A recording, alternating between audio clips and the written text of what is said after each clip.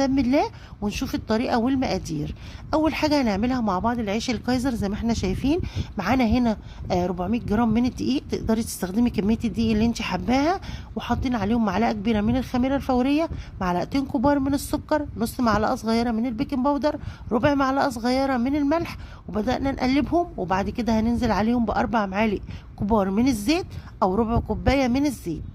بعد كده هنضيف معلقه كبيره من الخل، علشان الخل والبيكنج باودر هيتفاعلوا مع بعض ويعملوا معانا كمحسن طبيعي يحافظ لنا على العيش اطول وقت ممكن، يفضل طازه زي بتاع الافران كده بالظبط. تمام كده. بدأنا ننزل بقى بالميه بتاعتنا. الميه لازم تكون دافيه، وتقدري في الصيف طبعا تستخدمي ميه من الحنفيه، لان هي كده كده بتبقى نازله سخنه من الحنفيه. بعد كده هنبتدي ندعك. انا هنا كميه الدقيق اخدت معايا حوالي كوبايه الا ربع من الميه، وطبعا الميه بتبقى حسب كل نوع دقيق انت بتستخدميه. بدأت بقى بعد ما عجنتها وصلت معايا للشكل اللي انتوا شفتوه ده، بدأت احطها في البولة بتاعتي وغطيتها وسبتها حوالي 10 دقايق تستريح شوية. بعد كده خدتها وبدأت اقطعها زي ما احنا شايفين. الكمية دي هتعمل معايا حوالي 12 رغيف كايزر بالحجم اللي انتوا شفتوه في اول الفيديو، يعني حجم وسط زي ما انتوا شايفين كده. وبعد ما هقطعها وهوريكم هتطلع معايا بالظبط قد ايه. هتطلع حوالي 12 قطعة. هبتدي بقى اغطيها وكمان اسيبها قد ربع ساعة كمان علشان ترتاح، عشان لما اجي اشتغل فيها تتفرد معايا بسرعة وما تاخدش مني وقت وما تلمش كمان معايا.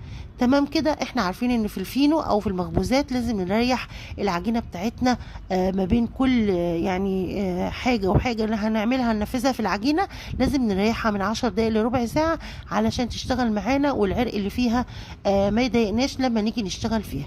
خلاص كده انا ريحتها وغطيتها زي ما شفنا.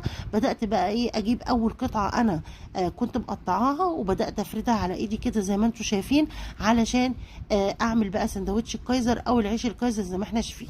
بعد ما افردها كده ابتدي المها كده لجوه زي ما انتم شايفين زي الزكيبه كده، وابتدي ابرمها كويس قوي واقفلها كويس قوي، علشان الحركه دي هتخلي العيش من جوه يبقى مليان لحم ومليان لبابه ويبقى منفوخ كده زي بتاع الافران بالظبط.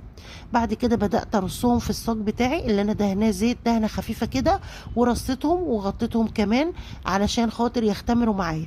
هتقعد حوالي من نص ساعه لساعه الا ربع عبال ما تختمر وتبقى معايا بالشكل اللي انتوا شفتوه ده.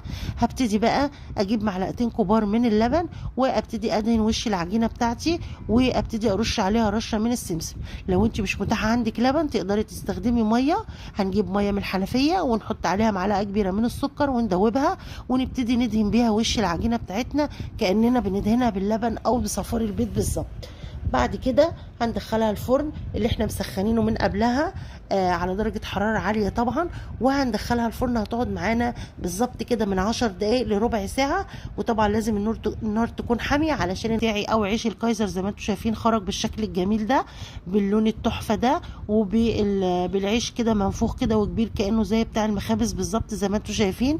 بدأت بقى ايه كنت انا غطيته كده لمدة 5 دقايق، وبعد ال5 دقايق دول بدأت ايه اعريه تاني وابتدي بقى اخرجه زي ما انتم شايفين كده. بيخرج معايا بمنتهى السهولة من الصاج علشان احنا دهنين الصاج كويس قوي، وكمان علشان لما خرج من الفرن احنا غطيناه لمدة 5 دقايق فهيخرج معاكي بمنتهى السهولة.